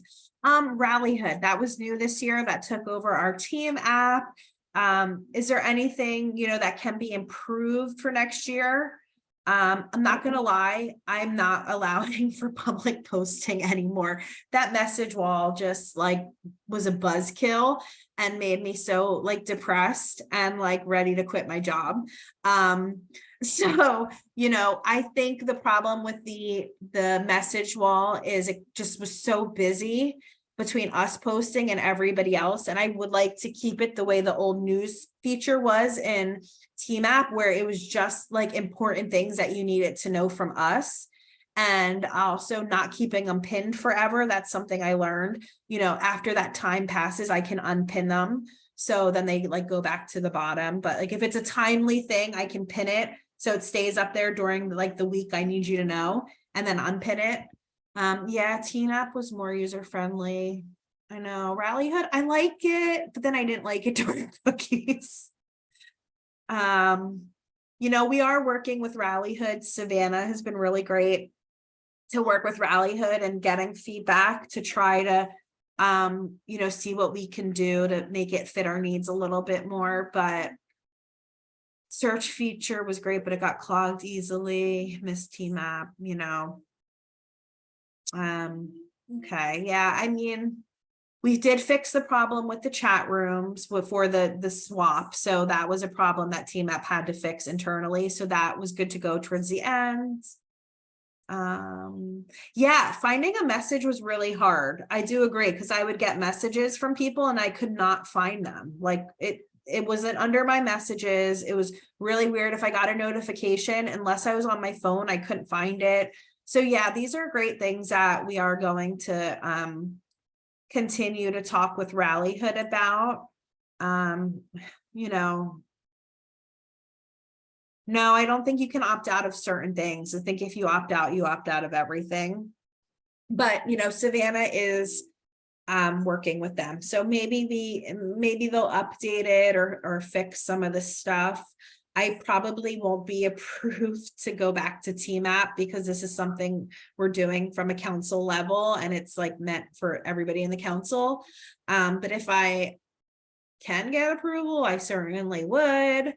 Had trouble saving files from the app, had to open it, and yeah, from the app's not always that great. If you're in the browser, it's easier, but I don't know how compatible that is with a phone or with an app. Separate Rallyhood trainings. Yeah, we could try to next year have more of a training piece on Rallyhood. Like, I did do it briefly, but like where everything is, how to utilize it, we can definitely do that next year. Yeah, we definitely want to try to make the All Things Cookies rally beneficial for our troops to get all the stuff. Okay, so contests and incentives. I know Cookie Techie, I heard the postcard, like nobody got it, which was like, we sent out like 6,000 postcards. So I don't know specific towns, like just did not get the postcard. I got it at my house in Ewing. But it like whole towns just did not get the postcard. So maybe we won't do a fun patch contest or a patch opportunity on a postcard anymore if girls aren't getting it. We did Phenom, this year we pivoted a little bit with contests. We didn't do like the Bling Your Booth. That's something we can bring back if people enjoy that. But what we saw, like we had like the same like 15 troops doing the booth contest. So we're like, does anybody even care? Maybe nobody cares. We have 900 troops and like 15 people submit it, but maybe we need to promote it better. The volunteer incentive, that's where if you got, under 250 PGA and then over 250 PGA. I'm going to tell you, I have like 60 troops opt out of t-shirts and want the sling bag. So not to say not everybody wanted a t-shirt, but I was really surprised. I actually like the sling bag and I can't wait to see it in person. But I was like, wow, I picked a good one, because a lot of people wanted sling bags. But if you have suggestions for like the volunteer incentive, please send them my way. Because I really do like to give something fresh to the volunteers every year. If you think it should still be like a 2, you know, a PGA, because we want all volunteers to get it, but you know, obviously if troops sell a little bit more, then they're gonna get a nicer item or a t-shirt. But if you have suggestions on volunteer incentives, items, things that as leaders they want to get, please send them to us, because I want to get something that you guys and your troop leaders want to have. I don't want just some crap thing. Let's see. Checking no cards in Lawrence. That's so weird, Kim, because I mean, I know Ewing's different, but I've heard Lawrence is a little bit of a hot mess with the postal service. So I'm glad I don't live there anymore. Miss the booth contest. Sometimes it's hard to decorate a booth because of wind and weather. Yeah, this year was great weather, right? We had like one rainy weekend. I mean, we had no snow. We're like, we've lucked out with weather, but it can be extremely windy and cold. Bags are always a great idea, but maybe just me, sling bag, not the rain poncho from last year.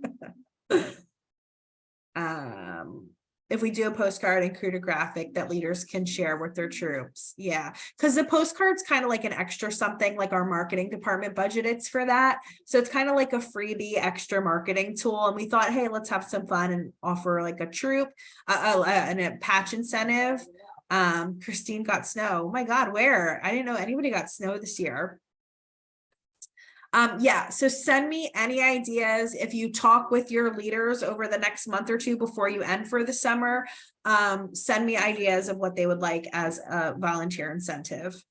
QR codes are great links and the girls use them. Egg Harbor got snow. Wow. Actually, I think we were in Atlantic City and I drove home in flurries in March. So yeah, I don't know how much snow, but I do remember some flurries, and then it was fine. Once I think I got to Gloucester, it was like nothing. And then by Burlington, it was like sunny. Booth contest inside at one location, and girls around and can check out the designs. Oh, that's an interesting idea. Like a battle of the booths. Any other type of contests that you think we're missing? I know we used to do like Mystery House, like a walkabout contest, like anything that you've seen that sound fun at, you know, you might have heard in your networking with other Girl Scouts that looks like a fun thing. VIP patch was awesome this year. Gail did a great job. We had 500 patches go out in all counties.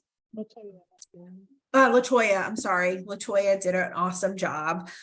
Really expanded it. And I think we had over 50 VIPs or somewhere around there, 40-ish, and 500 patches. Yeah, so that's definitely something we want to continue next year.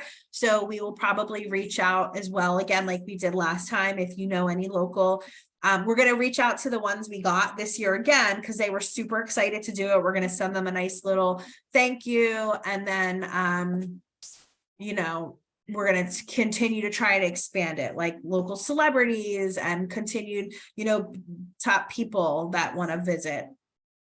So mystery houses wasn't that big of a deal, but maybe something. Golden ticket, I know somebody mentioned that, so that could be a fun contest on a bigger scale to bring back. The year we did it, I think we did like 4 golden tickets, so this could be something we really expand and do a lot of golden tickets. Okay, and again, any suggestions that you have, you know, let us know. Like we start planning in, like, you know, in end of May, June, but we go all summer. So a lot of these like local contest type things, we are looking at like late summer. So we have much, you know, definitely have time as you know, talk to your volunteers or see stuff in your travels, just send it to us. Yeah, the request to obtain VIPs did come out late this year because we hired Latoya late this year. So she started like a week before we left for the holiday break. And it's one of those things that like Ginny, our CEO, did on her own last year because my team just did not have the manpower to do it. But now that we have Gail, she jumped in, and right after when Latoya, oh my God, I don't know. I think because I'm reading Gail's name as a thing, I see her name. Latoya came back from winter break from the new year and was like gun ho and reached out and did an awesome job getting these VIPs. And then, the form came to you really late. You will not get the form late next year. Like, we will have it to you early on. So, okay. So any other questions, topics, anything that wasn't shared tonight? This is kind of what we went through that, you wanted to just say before I show you next year's theme and we end it. Speak now or forever hold your peace. Just kidding. You can email me until August 30th. After that, no more ideas. No? Okay. So are you ready to see next year's theme? Yes. It's exciting. Okay, let me see. I'm just looking at people. I wanted to see who was on camera so I can see the excitement when I show. I see me and I see Audra, and there's Randy. I want to see the excitement on everybody's face. Own your magic. This is the Oxidil. I don't know if I said it right. Oxidil. We Googled it. Axolotl. Oxalava? Wait, what is So it? cute. Axolotl, I think. Axolotl. Yes, that's what Adventure That's so Aquarium cute. does have that. Yay. And this was voted on like 2 years ago. GSUSA they do the voting and they choose the themes, the mascots based on the girl votes. They go completely on the number of girl votes. And I think this was done back in 2022 because the one they did this past year was for 2025. So this is it. It will have some type of relation with the fall program. We start our fall training tomorrow. So it's not the same mascot, but the Own Your Magic, the theme is the same for both fall and cookies so that it can be cohesive. And the Adventure Aquarium does have them. Our niece and I were looking up stuff. They come from central, like Mexico, like a lake, and they're an amphibian, and they are highly, what's that word? Endangered. But what is really great about them is that they can like regenerate like lost limbs, and they're really important for researchers doing stem cell research. So they're really an important amphibian or whatever. I don't know. I'm not a scientist, but it is cute. When you Google them, the real life looking ones, some are cute and some are really ugly, and some could be really scary. So be careful if you show the girls, but this pink one is cute. Yes. So that's again, the fall program will be aligned with Own Your Magic as the theme. And as soon as, we see that fall, mascot, we'll share that with you as well. We'll shoot you an email. We'll shoot you both so you can share with your team. A prize level for the aquarium to visit. Yeah, that was something. That was the first thing I did was Google, like, do we have any of these near us? And Adventure Aquarium does have them. So yeah, so that is it. Thank you all for joining us tonight. We appreciate everything you've done this season. We know it was not an easy one. It was a tough one, probably my hardest in the 9 years I've been here, but we've survived so far, knock on wood. We get these rewards out. We have really fun experiences happening. The Big Kahunas is next Friday, and we're going to enjoy celebrating all the girls' hard work. And yeah, that's it. But yeah, so we can look to align the prizes a little bit better now with fall and cookies, because again, the mascot is going to be different for fall, but the Own Your Magic will be the same. So that like the theme will be the same, but it'll still be two different mascots because they know girls want the stuffed animals and stuff like that. The tickets, so anybody who earned Big Kahuna, they have been reached out to multiple times. If they are going on 4/28, they do not need tickets. They'll check in with us at the check-in table. I'll email everybody again. I emailed them a couple days ago and told them this, but I'll email everybody again and let them know, like, you're not getting vouchers for 4/28. You're going to come by 5:30, check in. The event is at 6. And then if you elect it for vouchers, we should have them that night. And then we'll be working that following week to mail them out to people if they picked mailing or pick up at a service center. We're gonna send out the I Play America email that'll probably get sent out by maybe Monday. I didn't want to confuse people, but that's in May. So it'll be the same thing. The parents can choose if they're going to attend that day in May or if they want the gift card to go a different time. All of the 125 girls who earned the Little Mermaid show, the movie, I'll be emailing that out as well. And I'm working with Marcom to post all of those winners. So keep an eye out on social media and I'll email you and I'll post on Rallyhood as well, all of the contest winners. We're just finalizing. I've recorded every live contest drawing as well. So what we did on a Zoom, we did a prize wheel. So everybody who earned it got entered into a prize wheel. And then I clicked 125 times to get a name. It is all recorded. Same thing with the troop bingo. I have to do that with the girl bingo and service unit bingo. Only 7 people entered. So if 3 more people enter in the next day, because it's 10 prizes. So there's no randomness to that because if I only have 7 people, that's 7 people are going to win. And that's the $25 gift card. So I don't know if that form is still open though. I have to double check. Maybe that form was closed, but yeah, so that's it. So all of that will get posted on Rallyhood, all of the videos to how we pulled the winners, the list of the winners, and then on social media. Same link or email you for bingo. The link might be closed. So let me look. If it is closed, I'll reopen it tonight for the service unit bingo. And then I'll post the link in the service unit cookie Rallyhood and I'll email you guys. But I only got 7 responses so far. So I'll extend that for a couple of days for this weekend, to give you guys time if you want to still submit, and then 10 people will pick to win a $25 gift card. And then I'll reach out to the troops who won and the girls who won, and we'll share all of that with you. Just remind me to do the bingo. I told Arnice, I'm like, just remind me to do the bingo because I'm telling it, but I know I'm going to be in 5 seconds. We're going to post all the winners on both Rallyhoods, and then I'm going to work with our marketing department to post all the winners on our social media as well. But yeah, the winners will get posted on Rallyhood, and then for the service unit bingo, I'll email you guys all the link. I think it probably automatically closed.